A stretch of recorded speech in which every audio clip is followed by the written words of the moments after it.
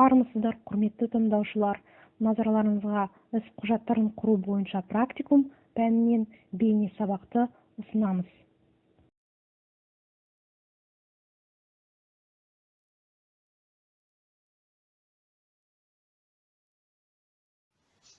Алдарыңызда деңгейлік тапсырмалар берілген. Сұрақтарға дұрыс жауап берсеңіздер, ұпай ала аласыздар. Тақырыпты және ұпайлар санын таңдауға дайын болыңыздар.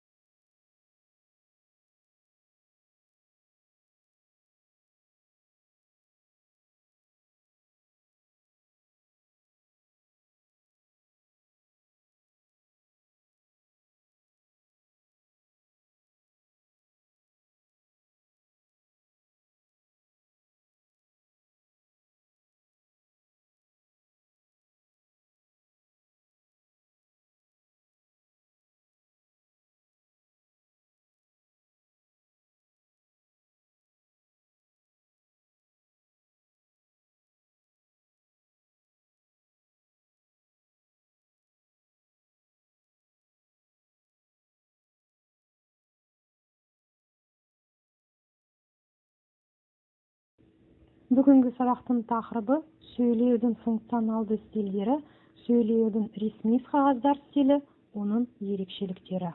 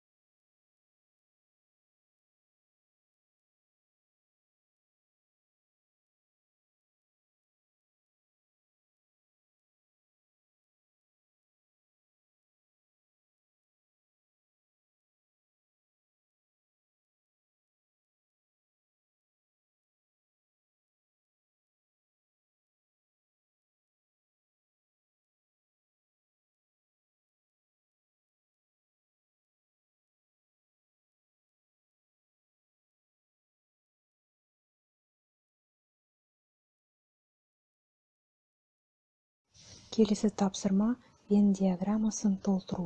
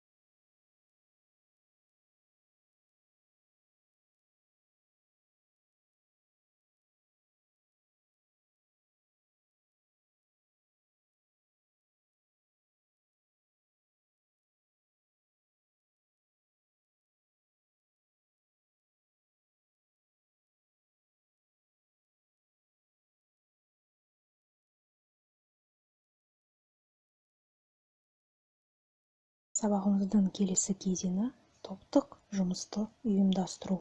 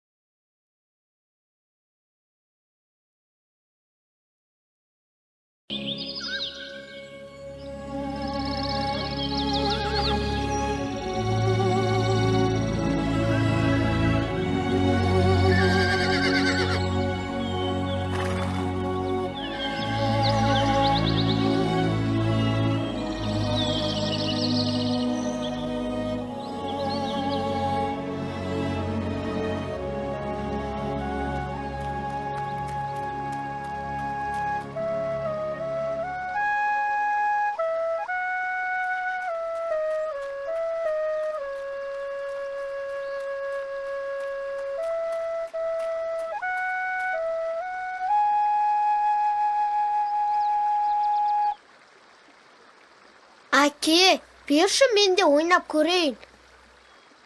Ала қой балам.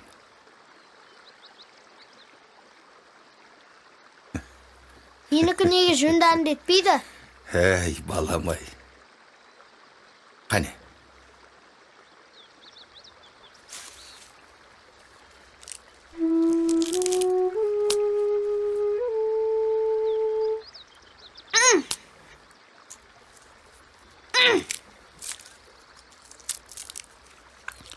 Осыны сындыра қойшы.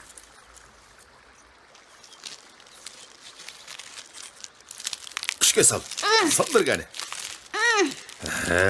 Байқадым ғой. Өле балам. Жалғыз қамыс сындыру оңай. Е? Ал бірнешеуін біріктірсе, ол сынбайды. Сол үшін қазаққа әуелде бірлік керек. Оны әркім білуі тиіс. Ұқтың ғой? Ұқтым, әке. Алла бізге көру үшін көз берді, есту үшін құлақ, ал білімімізді еселеу үшін не берді? Сана. Яғни сана берді. Біздің жан-жануарлардан айырмамыз да осы санамызда. Ал балалар, енді дәріске көшелік. Кечар. Әнәп кел. Кешіріңіз ұстаз.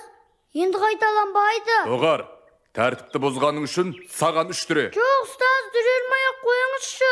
5 түре, тұр орныңнан. Кел мұнда. Әкең сені маған әкелгенде, ұлыма дәріс үйретіңіз. Еті сіздікі, сүйегі менікі деген болатын. Аюға дәріс үйреткен таяқ. Бұзық болма деп қанша рет айттым мен саған. Бүгінден бастап осы медреседе сыздық молдадан білім алатын боласың. Әке, мен де сонда сіз сияқты кітап оқи алатын болам ба? Әрине балам. Kitap ilimning ko'zi. Talay ulamalar, danışmanlar öz oylarini urpaqlarına kitap arqılı qaldırıp oturgan. Жүрөğü. Tart sazayыңды. Assalamu alaikum. Молдеке. Уағалейкум ассалам Әлібек би. Келіңіз, төрлетіңіз. Айыпқа бұйырмаңыз. Өткенде өзіңізге айтқан балам осы. Аты Төле. Бәрекелді.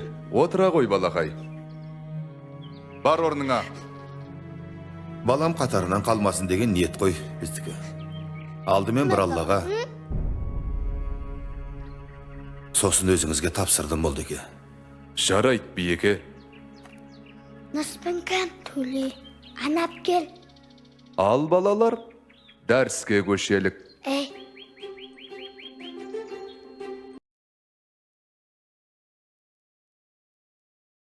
Çö jarlar, çö. Anap gel. Төле, кәне жетіп ал.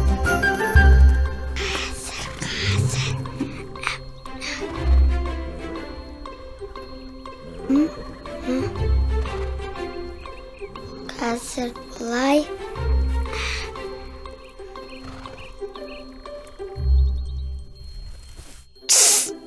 Тыныш. Әне, сені көз жазып қалма. Кәне дайындал. Қазір тағы да жақындасын. Асықпа.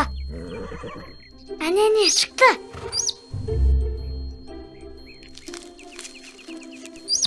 Әне. Тарт деймін, тарт. Алақай, біз сарсына ұстадық. Жарайсың, анап кел. Кәне, көрейік. Көрейік. Ұсталды. Ал енді мен ашайын, сен басып қал.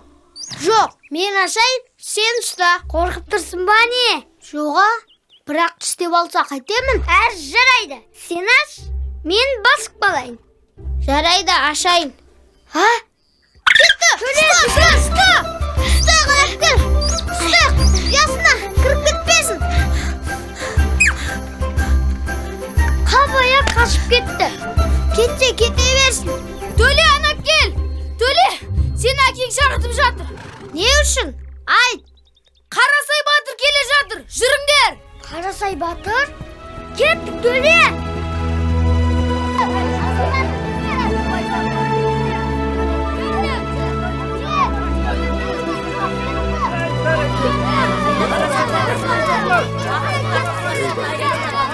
Ассалаумағалейкум. Армысыздар? Жүріңдер, қарсалайық. Мына Қарасай батыр ма? Бұрын көрмеген тұлғасы сол күйіндегі. Ат көлік аман жеттіңіз бе, Қареке? Қанды балағыным, балжан аман ба? Шүкіршілік. Сенің мынау еңселі еліңе бүкіл шапраштының сәлемін ала келдім. Бәрекелді бар. Ассаламағалейкум, Біздің елге атбасын бұрғаныңызға бүкіл ел болып қуанып жатырмыз. Төрлетіңіз.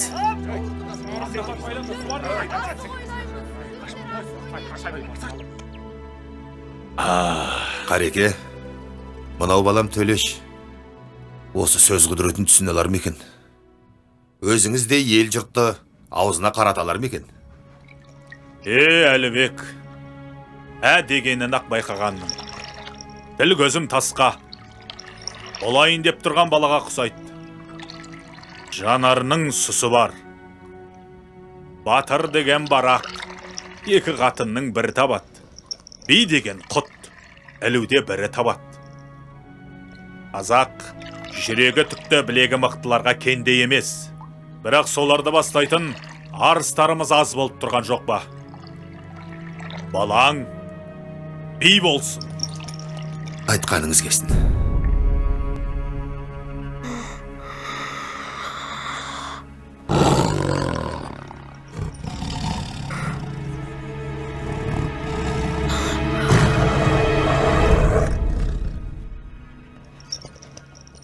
Байқадың ба балам?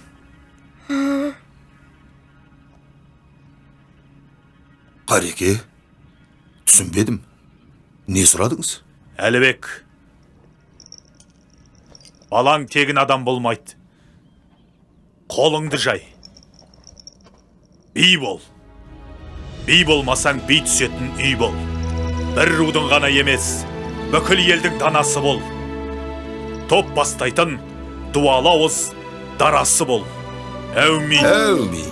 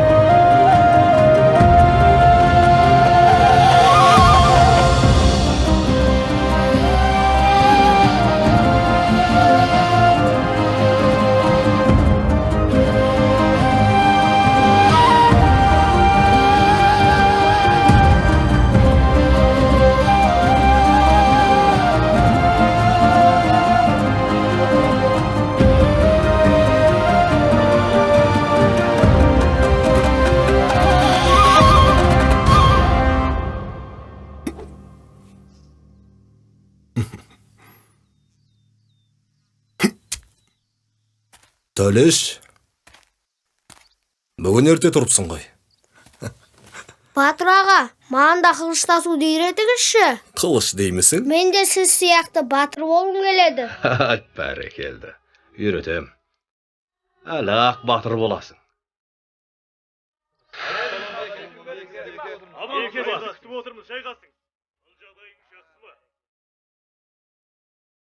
Бастаңдар.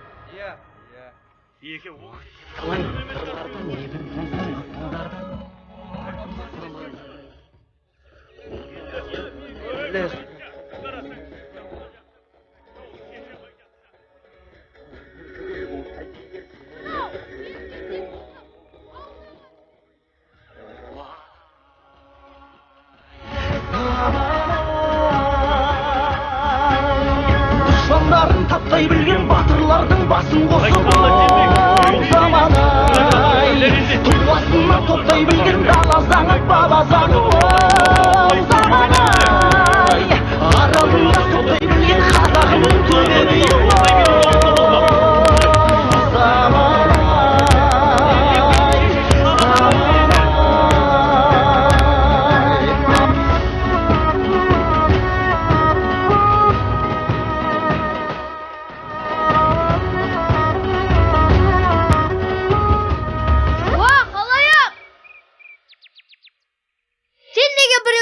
ұрлайсың? Ұрлық түбі қорлық екен білесің бе? Тұр орныңнан, жауап бер. Енді қолыңмен істегеніңді мойныңмен көтер. Сен егесінде есегін қайтар. Ал мына балалар сенің басыңнан шертпек алады. Я, әділ шешім, бірінші мен шертем.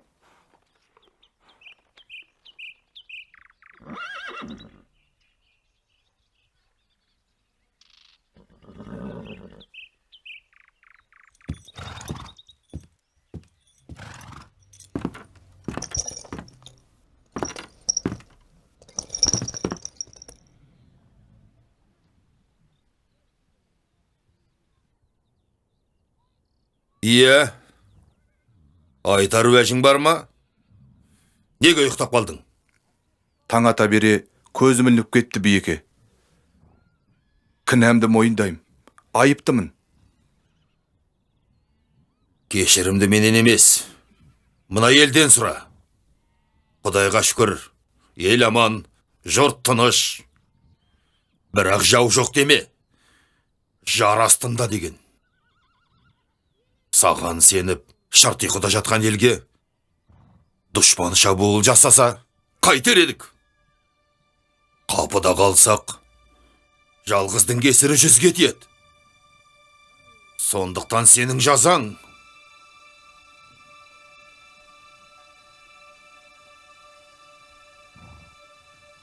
алпыс түре. Ha? Әкетіңдер.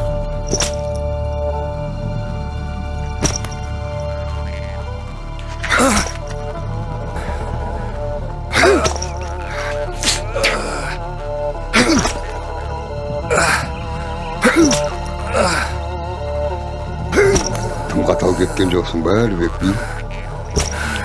Жоқ. Өзгелерге де сабақ болсын. Жарасы жазылған соң 5 күн қайта қарауылдыққа қойыңдар.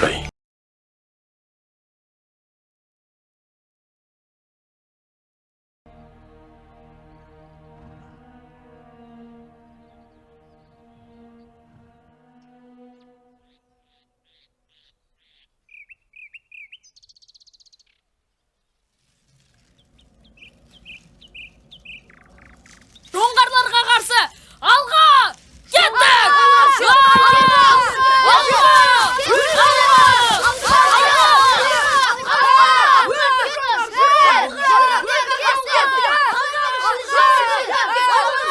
Ай балам, барма онда. Ей жүгірмектер! Сендерге осы соғыстан басқа ойын құрып қалды ма? Ей, адамның зәресін ұшырып, жүргет. Осы Әлбек бидің төледе ерке баласынан қалдық қой, тұқымың көбейгір. Балам, ел жұртты дүрліктіретіндей негін туды басыңа. Жаманшылықты шақырып, ел аман, жұрт тынышта той салып, қару алып, жауға шабатын ойыннан басқа ойын құрып қалып бет. Әке, бұл ойын емес, бұл жаттығу. Біз ертең өскенде ел қорғайтындай ер боп өссек дейміз. Қой үстінде бозторға жұмыртқалаған мамыражай заман екені рас. Бірақ жау жоқ деме, жарасында демеуші ме едіңіз? Қымыз ішіп, етке тойып, бөкселері май басқан батырларыңыз ертең жауға шабарда атқа да отырамай қалады. Жетер! Доғар сөзді! Сөз. Айтылмаса сөз жетім. Тәтті сөзден ащы шындық артық деп те сіз үйреттіңіз. Сөзім сүйектен өтсе, өзіңізге тартқам әке. Сақтансаң сақтаймын деген. Бала болсақ та, ойынымызбен үлкендерге ой тастайық деп ем. Ендігісін өзіңіз шешіңіз әке. Ей! Төле! Балам!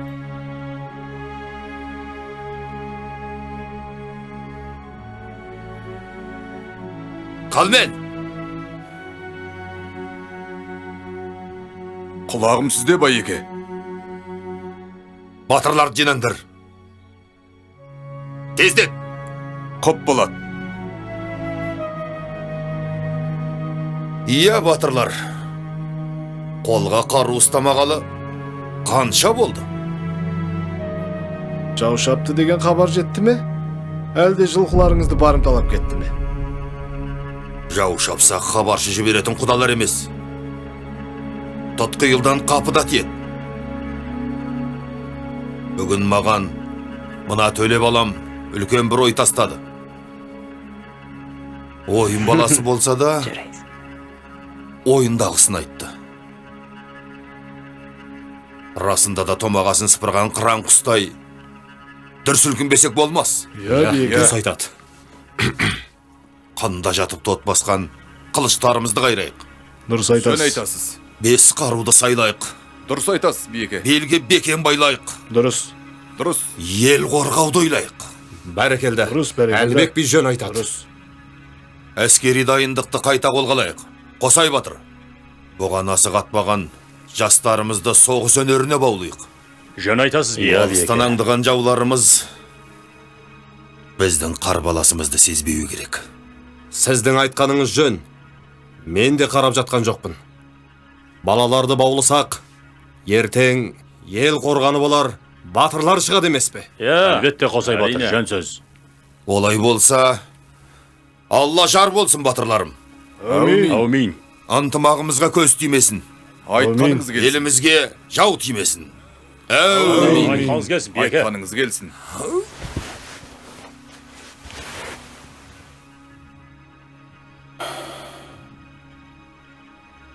Әке, біз жылқыларды суғаруға бара берейік.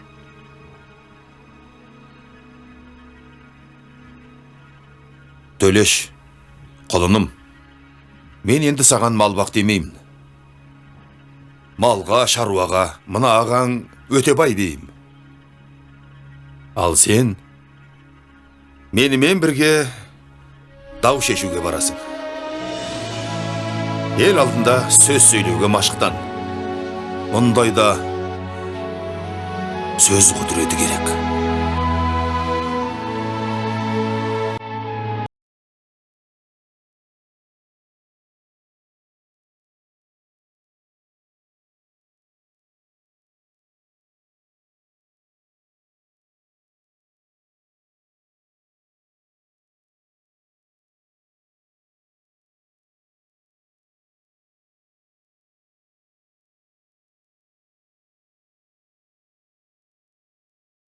Қызметтік құжаттарды толтыру жүйесі құжаттарды рәсімдеудің формалары мен әдістерінің жиынтығы, сондай-ақ нормативтік, ақпараттық, әдістемелік, жоспарлау және аналитикалық, есептік және анықтамалық құжаттарды жобалау мен сақтауда мекемеде мақсатты бағытталған қызметі, жалпы жұмыс шараларының нәтижелерін айқын көрсету болып табылады.